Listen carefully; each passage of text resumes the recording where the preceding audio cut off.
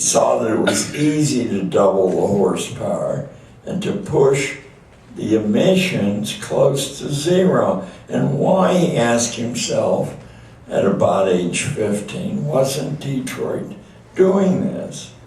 You and I know, but Jonathan didn't know. I can do it myself, he thought. So living in California, he began to offer conversions for a Hummer. He'd guarantee you 60 miles a gallon. You pay him $25,000. But with gas at $4 a gallon and a Hummer getting about 3 to 4 miles to a gallon, you know, you can make that 25 grand up pretty quickly. Did people laugh at this cheeky kid? No, they lined up, giving him more business than he could handle. And his best customer was the governor of California, Arnold Schwarzenegger, who owned 7 Hummers. That was 175 grand right there, and it took Jonathan 50 days. Today he does 4 a month, 48 a year, and his income is more than $1 million per annum. Jonathan struck out on his own at age 13, the very same age that the first admiral in the American Navy, David Farragut, assumed command of his first warship and sailed it from Peru to Boston with the enemy crew below deck. The very same age Thomas Jefferson was when he took control of a huge plantation and 250 employees. So now you know about one person who pursued an open course rather than a bell-driven, subject-driven, test-driven discipline. Since I did a fella first, in fairness, I have to do a lady. On April the 20th, 2008, Danica Patrick, 100 pounds of driving fury in a 5-foot 2-inch frame, became the first woman in big-time race car history to win a major event. She was driving against the 2-time Indianapolis 500 winner, Helio Castroneves, in the Indy Japan 300. And she overtook the world champ in the final 2 laps and coasted home, going away. She told interviewers, "This reaches outside racing. This is about finding something you love to do and following through with it." 10 years earlier, at the age of 16, Danica dropped out of high school and discovered that she wanted to become a race car driver. The only place in the world that teaches you to sustain speeds of over 200 miles an hour, eat your heart out, State Cop, was London, England. So she got herself to London, England at age 16, all by herself, no chaperones, and she learned to drive a car faster than 200 miles an hour, hour after hour after hour. Of course, and I think that her gender has something to do with this. Danica makes about $4 million a year in commercial endorsements there. But now I want to talk about a neighbor of mine, Nick Schulman. We never have met.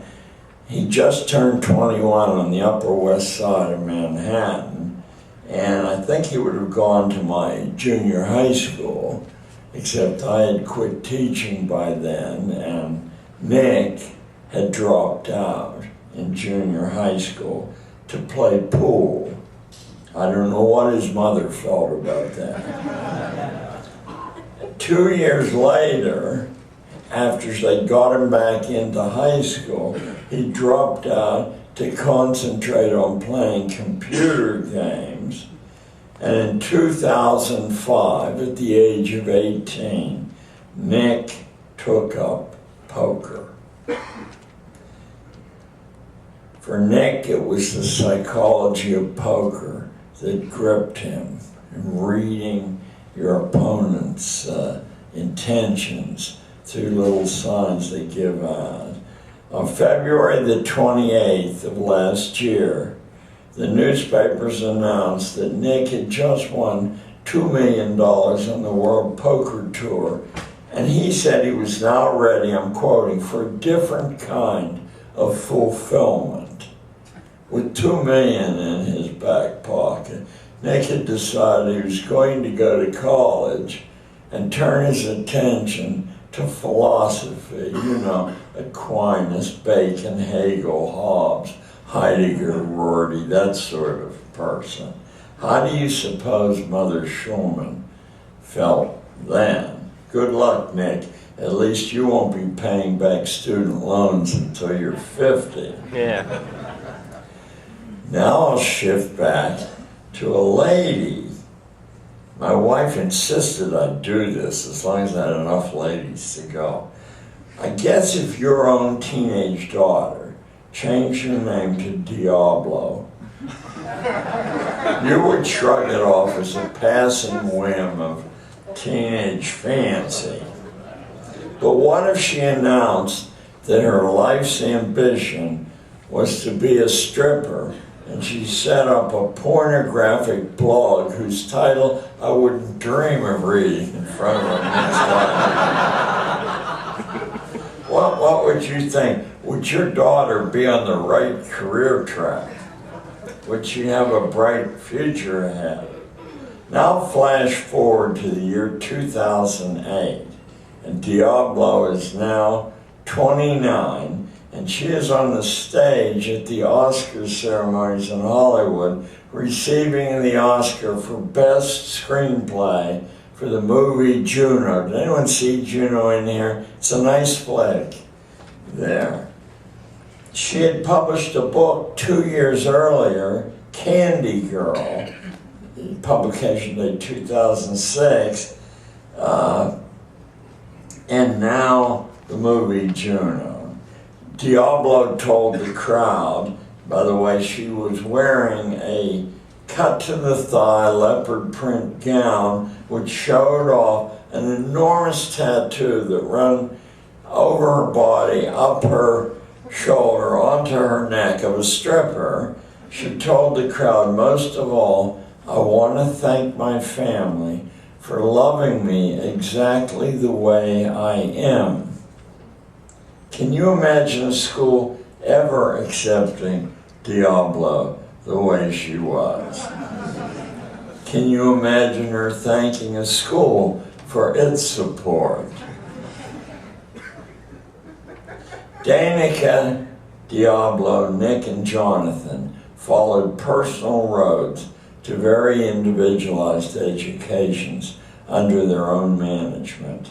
All of them traveled under the same umbrella, a strategy, as I've told you, I call open source learning, I was inspired by Linus Torvald and his open system computer system. So different from the tight-fisted retrograde habit of Microsoft. Open source learning allows everything under the sun as a possible starting point on the road to self-mastery. In open source, every sequence is subject to personalization. Everybody is a potential teacher. In open source, in fact, teaching isn't a profession, it's a function.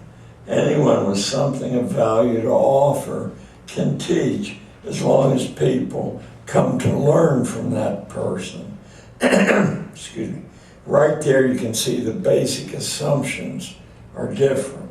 No student can be threatened with failure if he or she decides not to learn from you. In open source, students are active partners in reality, not in